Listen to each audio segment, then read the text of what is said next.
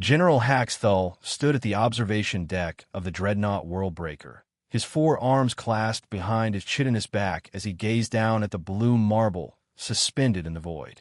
27 death worlds had fallen before his legions. 27 planets where evolution had crafted nightmares that would drive lesser species to madness. Yet none had ever made his warriors hesitate like this small, seemingly peaceful world. "Status report," he commanded, his voice carrying the authority of 3 decades spent breaking supposedly unconquerable worlds. Captain Vexmore approached, his usual confident bearing replaced by something Haxthal had never seen in his subordinate before: uncertainty. "Sir, the advanced scouts have returned from their reconnaissance missions. The reports are unusual." Define unusual. "The planet appears to be inhabited by a single sapient species.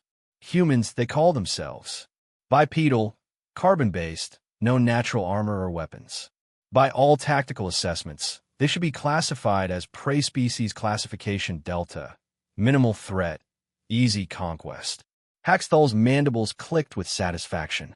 After the nightmare campaigns on Vortex Prime, where acid-spewing serpents the size of cruisers had cost him an entire battalion, a simple prey species sounded almost recreational. However, Vexmore continued, there are anomalies our xenobiologists cannot explain. The holographic display flickered to life, showing recordings from the scouting missions. Haxthal watched as the familiar blue glow of inhabited worlds resolved into something unprecedented. The planet didn't just have the standard bioluminescence of basic civilization.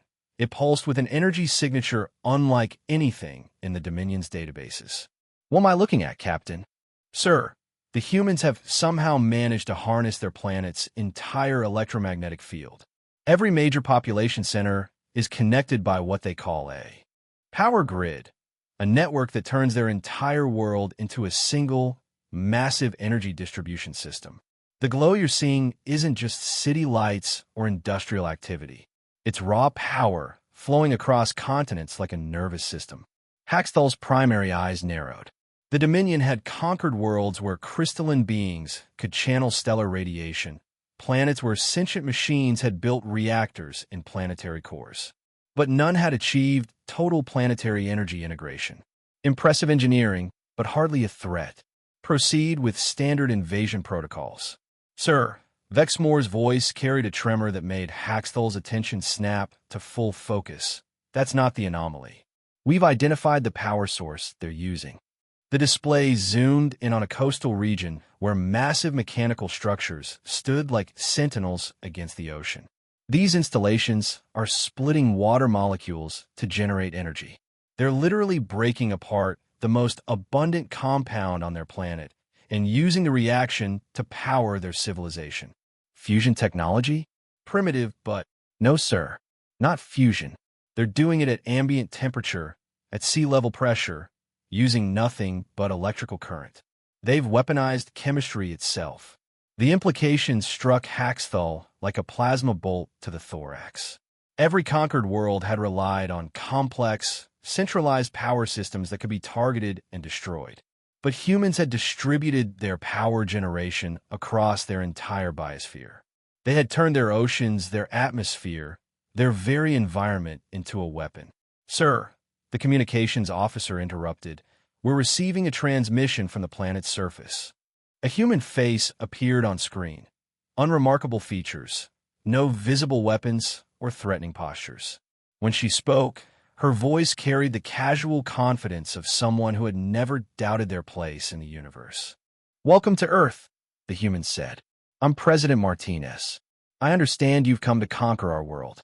Before you begin, I thought you might want to know that we've been tracking your approach for the past 6 months." Haxthal's combat reflexes screamed warnings as targeting data flooded his displays. Not from orbital defense platforms or hidden weapon arrays, but from every power line, every electrical grid, every connected device on the planet's surface. The humans had turned their entire infrastructure into a surveillance network. "We've never been conquered before," Martinez continued, "but we've been preparing for this possibility since we first looked up at the stars. You see, General, We didn't just learn to harness our planet's energy. We learned to direct it. The blue glow surrounding Earth suddenly intensified, and every sensor on the world breaker registered the impossible. The planet's entire electrical grid was focusing its output into the atmosphere, creating a planetary-scale electromagnetic field that could fry every circuit in the Dominion fleet. Haxthal had conquered worlds where the very air was poison, where the ground itself sought to devour invaders. But he had never faced a species that had turned their entire planet into a weapon simply by learning to share electricity. For the first time in his military career, the conqueror of 27 Deathworlds gave the order to withdraw.